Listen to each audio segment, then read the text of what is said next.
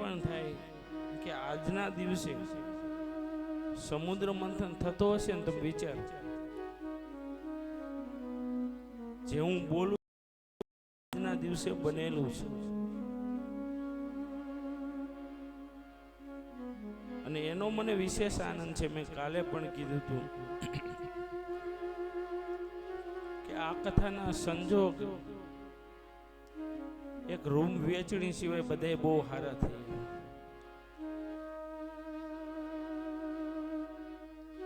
એટલે આવો આજનો કુર્મ અવતાર, કુર્મ જયંતિ, એના આપણે સૌ સાક્ષી છે. એનો વિશેષ આનંદ. એકવાર જય જયકાર કરીએ, બોલે કુર્મ ભગવાન કી જય. અને એવી જ રીતે આજે બીજું ભગવાન બુદ્ધની જયંતિ છે. ભગવાન બુદ્ધ જ્યારે હયાત હતા એ સમયે આખું ભારત બુદ્ધમય હતું.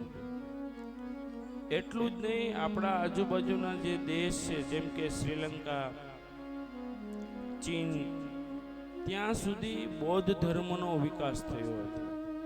અને આજે પણ ત્યાં મોટા મોટા એટલા ભગવાન બુદ્ધના મંદિરો હયાત છે.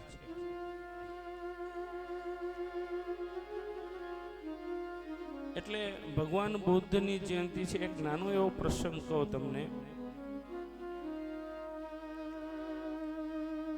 કે ભગવાન બુદ્ધનું ત્યારે એટલું મહત્વ કે ભગવાન બુદ્ધ એના જે શિષ્યો હોય એની સાથે ભ્રમણ કરે. કોઈ ગામમાં આવે ને તો ગામની માવડિયું પોતાના ફૂલ જેવા છોકરાને એના પગમાં આમ રેડવી દેતી. ભગવાન બુદ્ધ, આને તમે આશીર્વાદ આપો. આટલું મહત્વ ભગવાન બુદ્ધ. અને જે ગામમાં આવે ત્યાં એનું ભવ્ય સ્વાગત થાય,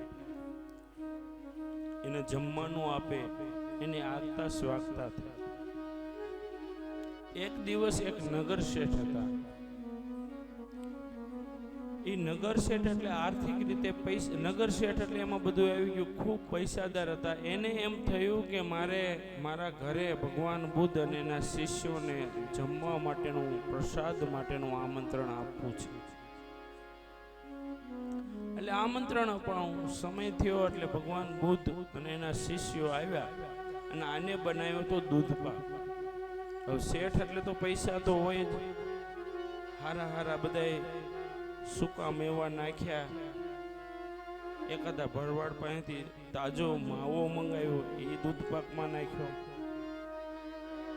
અને હાઈ ક્લાસ દૂધપાક બનાવ્યો, ઠરવાઈ મૂક્યો. બરાબર આમ ઠરી ગયો અને આમ રાહ જોયો કે ભગવાન બુદ્ધ અને એની મંડળી આવે એટલે આપણે આ દૂધપાક એને અર્પણ કરીએ. સમય થયો, ભગવાન બુદ્ધ પોતાના શિષ્યો સાથે આવ્યા. એટલે દરવાજે ઉભા રહી, અંદર જઈને ભિક્ષા દે કરીને આમ કમંડળ રાખ્યું. એટલે નગર શેઠ હતા એ આમ દૂધપાક આપવા જાય, પણ આમ જોયું તો કમંડળની અંદર કચરો હતો. કઈક કચરો રહી ગયો છે, પડ્યો છે. એટલે ઓલા એ દૂધપાક હતો આમ લઈ લીધું. ભગવાન બુદ્ધે આમ જોયું, શું આપી દો? તો કે પણ આમાં બાપજી કેમ આપો, આમાં તો થોડો કચરો છે. ભગવાન બુદ્ધે એમ જોયું કે હા બરાબર છે. એક શિષ્યને કીધું, જા ધોઈ અને લાવ. કમંડળને ધોઈને ફરી વાર રાખ્યું કે અબ રખ દો. દૂધપાક આપ્યો, પરિવારને મળ્યા ને પછી ભગવાન બુદ્ધ નીકળવા પ્રયાણ કર્યું. એટલે ઓલા નગર શેઠે એને કીધું કે મેં તમને આટલો સુંદર સૂકા મેવા વાળો દૂધપાક આપ્યો, હવે તમે મને આશીર્વાદ આપો. એટલે ભગવાન બુદ્ધે પ્રશ્ન કર્યો કે તને આશીર્વાદ આપું, તારા દૂધપાકના મૂલ્ય જેટલા આપું? તો બોલો કે દૂધપાક તો આમ તો સામાન્ય કહેવાય ને, તમારા આશીર્વાદ તો મહાન કહેવાય. દૂધપાક તો સામાન્ય કહેવાય, તમારા આશીર્વાદ તો વિશેષ મહાત્મા ધરાવે છે. તો કે હવે સાંભળ, જો મારો તારો સામાન્ય દૂધપાક આ કીચડ ભરેલા કમંડળમાં ન સમાઈ શકતો હોય તો મારા આશીર્વાદ દિવ્ય છે એ તારી આ કીચડ ભરેલી કાયામાં સમાશે કે તું જઈ અને તારી આ કીચડ ભરેલી કાયા છે એને શુદ્ધ કર. બાકી સંતોના આશીર્વાદ તો હોય જ છે.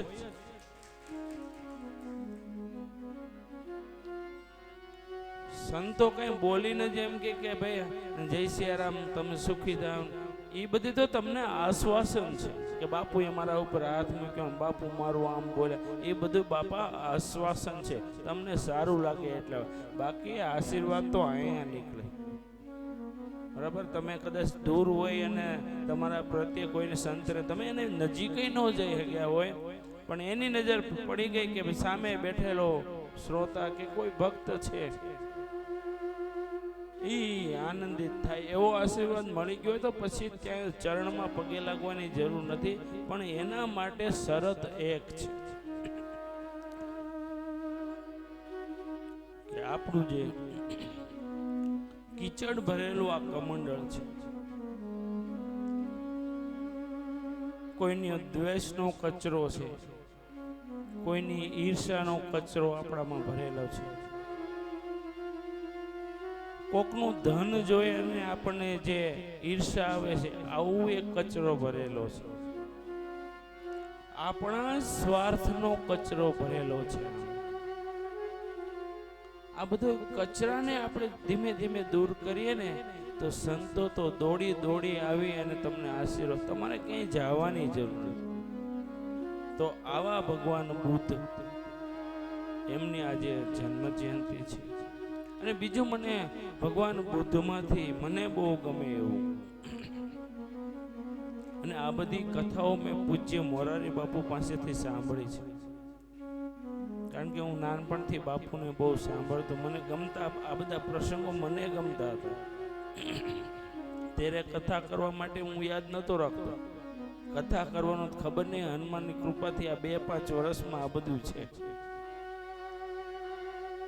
ત્યારે મને એક વાત ભગવાન બુદ્ધની મને આમ બહુ ગમે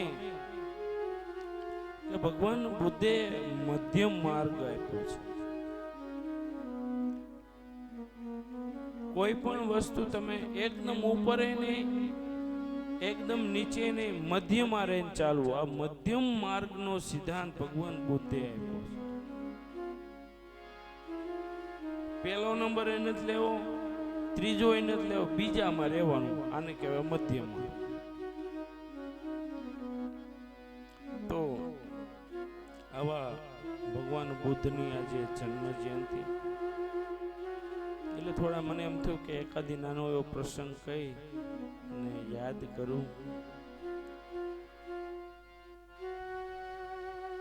તો આવી આ 2 જયંતિઓ છે અને વારે અદ્ભુત છે, ગુરુવાર, અને આપણા પ્રસંગો એવા છે. તો આપ સૌને વંદના કરી અને ચતુર્થ દિવસની કથામાં આપણે પ્રવેશ કરીએ.